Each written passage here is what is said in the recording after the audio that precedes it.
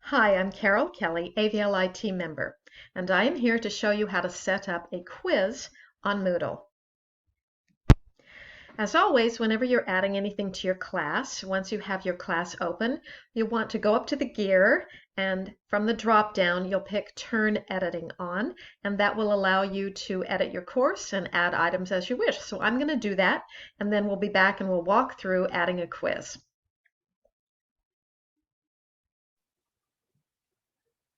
So I'm going to share my screen and we will open up my course and I will show you how to add a quiz.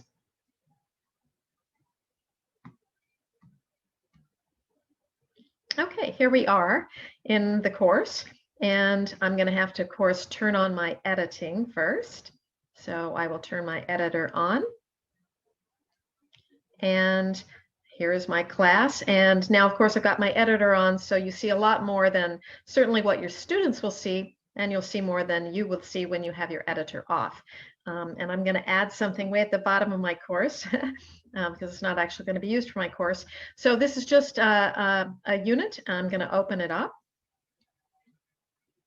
And I have a repository in this unit where I can keep things such as tutorials, and that's what I'm going to add now. So I want to open my repository. Here it is here, and I'm going to add an activity or resource. This is what you'll do when you want to add a quiz. So I'm just going to say add an activity or resource. And you'll see I have all my choices. You probably have already seen some of that. And quiz is right down over here. You'll see it looks a little bit like a multiple choice icon. Add a new quiz.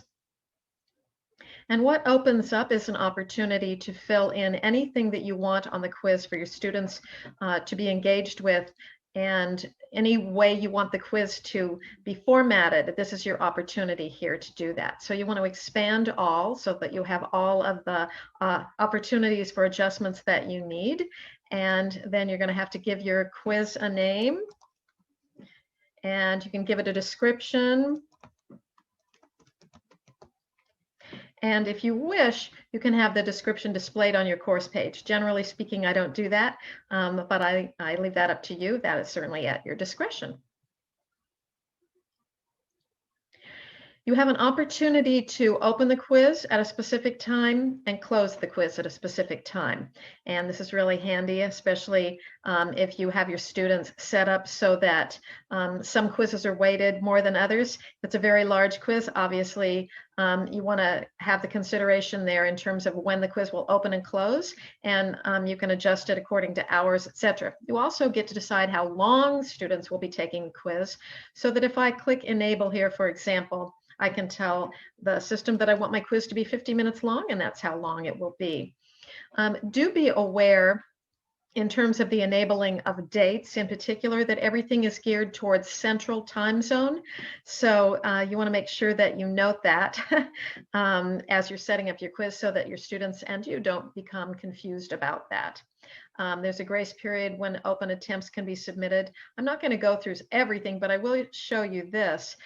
This gives you an opportunity to control whether or not students will be able to submit the quiz automatically and not see it again, or whether or not they will be able to see it again before you see it. So that's an important thing to take into consideration. Grading. You move down here, you decide how you want your grades to be processed, whether you want every question to have a new page or not. You certainly have a lot of options there. Generally speaking, it confuses students less, I think, to have a new page every question. But again, I leave that up to you. If there are a group of questions that belong together, then you may want to have those questions appear together on the quiz when the quiz is opened up by the students. Shuffling questions, the default is yes. What this does is it just reorders the questions for every single student. It guarantees a little bit of quiz integrity there for students who may be perhaps working together more than you wish they would be. Deferred feedback, this is important, and there are a lot of options here, and I'm just going to direct you here to this question mark. It explains how students interact with the questions after they take the quiz and while they are taking it. You have the option of having the students be able to see responses while they're taking a quiz, or not see any responses until after. You have an opportunity to let the quiz show them the correct answers or not while they're taking the quiz, or wait until after. So these are the decisions that you make. Deferred feedback, obviously, refers to deferring until the quiz is done. And then you have these options here where you will check them. And it's not giving me this option because this quiz is not open. The quiz needs to be open and students need to have completed it. It needs to be closed again before you'll be able to make some of these choices, but you'll see the parameter of choices that you can make in terms of how students interact with the quiz and how questions behave while the students are taking the quiz and after. There are a number of choices that you can play around with in terms of the images. Show the user's picture. This is, if you have lots and lots of students, you may want their pictures to appear on the quiz. If you just have 10 to 20 students, you may not wish to have that happen, but you certainly have a choice. Generally speaking, it's a good idea to require a password. And if you want to see how the password looks to make sure that you type it correctly, obviously you can hit that. I'll just show you.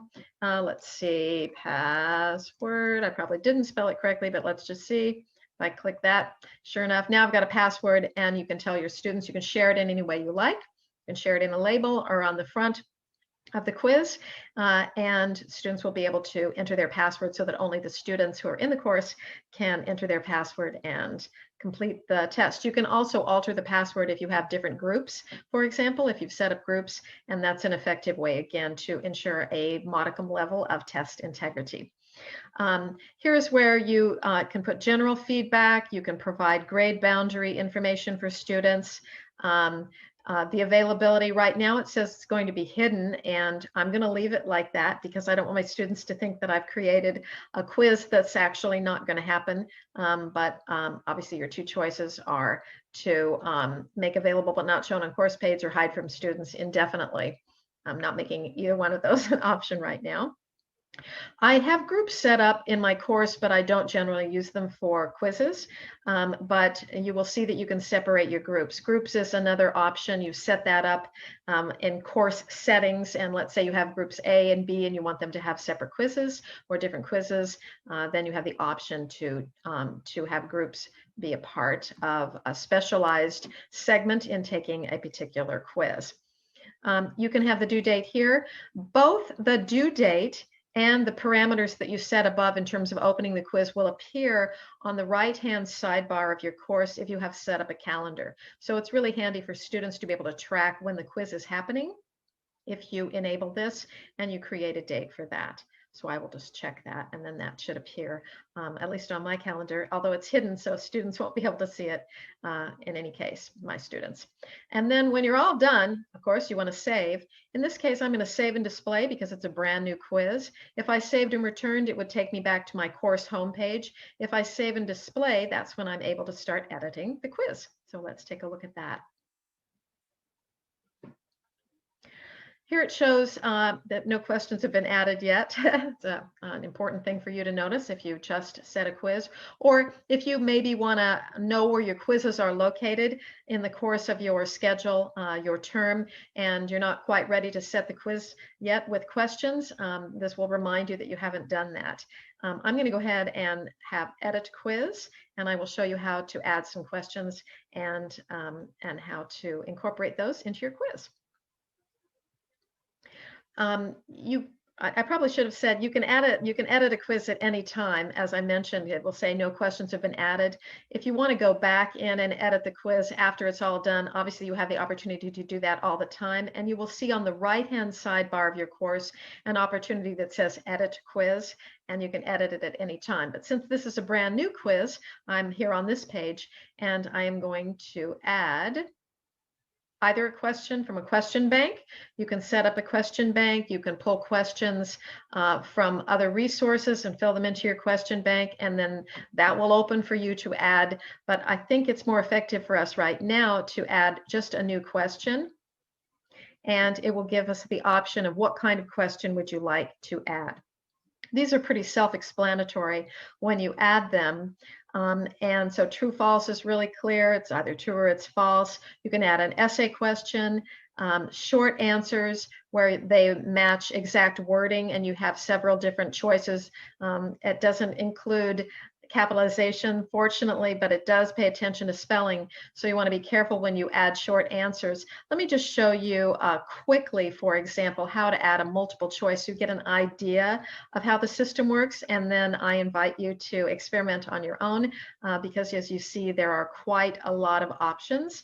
And depending upon what course you teach, especially if you're teaching in any of the STEM courses, there are some versions here that you can add that incorporate calculations. But for our purposes right now, let's just take a quick look at a multiple choice question.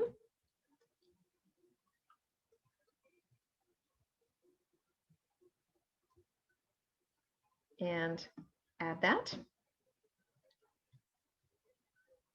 You'll see that you always need to give your give each question a name. So not very creative, but that's what that's what I'll put. And the question text, what is a quiz? Okay, and the default mark, you can choose it. If the question is worth a lot, you might want to have it be more than one, but the default mark will be 1 for multiple choice. And general feedback, that gives you an opportunity to learn or add more here. That students will see that in terms of general feedback. And the responders on the deferred feedback that we just looked at, this is where the students have an opportunity to see general feedback while they're taking the test or immediately after. 1 answer only, or could they have multiple answers? I'm going to have 1 answer only here, but if there is more than 1 right answer, you can fill in multiple answers. Number the choices or have them A, B, C. You can take your pick, or you can have no numbering at all.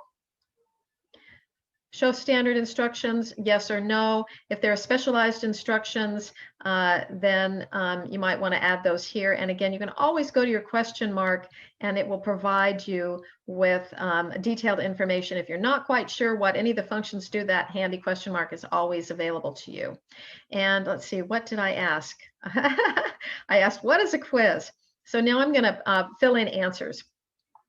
I have to tell you that multiple choice isn't my favorite because I always feel like it's a stump panel a little bit, but I know it is really effective in a lot of ways. And my AP Art History students need those multiple choice questions for practice because they are on the AP exam. So I am sort of forced by virtue of necessity to include them. So how about, let's see, I have to make up some answers. What is a quiz? How about, is it a formative assessment? It's really not a formative assessment, so they don't get any credit. If they answer that, that's not worth anything. We'll give a right answer here. It is usually a summative assessment. And for that is that you'll see here, we're going to say that's the correct answer. It's not always a correct answer 100% of the time, but for our purposes here, we're going to say 100%. If they answer that, they get 100% of the credit. You'll see that they can have partial answers just by virtue of the percentages. Those are the only 2 choices I'm going to give them right now. You can add as many choices as you like. And as long as you save your changes, it will enter this and it will be part of your quiz. And you'll see now I have 1 question in my quiz. If I wanted to add another thing, let me show you quickly how to add an essay because that's a little bit different and the grading is certainly a little bit different, and that's the grading that I would like to show you inevitably. I'm going to add an essay question. And the essay questions are great because you have an opportunity, to add a variety of resources here. And let's say I have my essay question here. Let's say you wanted students to recognize something such as a picture or even read something more detailed, pick out specific words that you wanted them to use. You have a lot of options here. You can do a recording, you can have a little video, you can add an H5P. There's just a lot of options, but I'm going to say right now an essay about quizzes. And I think that would probably be worth more. I usually think essays are worth a little more. Again, I can put some general feedback. And then I have information for graders. This is really handy for you in particular, especially if you have a lot of students. And there's particular material that you're looking for in their response. You can put it here and then it's very clear. And what you'll then be able to do is when you respond to students is have the correct information right here. It makes it easy for you to respond to them with exactly the information that you would like them to have. Exact, correct essay format. I'm going to save my changes. I don't need to edit it anymore at the moment. And you'll see now I have 2 questions. You can adjust the maximum grade however you wish, and there will be a tutorial, I'm sure, on grading weights, how much you want each quiz weighted in relationship to other quizzes. You handle that in your grader report. You can change here what each of the questions is worth. You would just need to click this and then hit return. If I change that to 2.0, whoops, and I hit return, you'll see that I can change how much that is worth without having to actually go into the quiz question. And if I wanted to edit that, I hit my editor. It takes me right back into the quiz. I can change it at any time, or I can just preview it. That's what this little button right here is for. So that's the basics of how to add a quiz. And you'll see when we come back together a little bit about how to grade a quiz.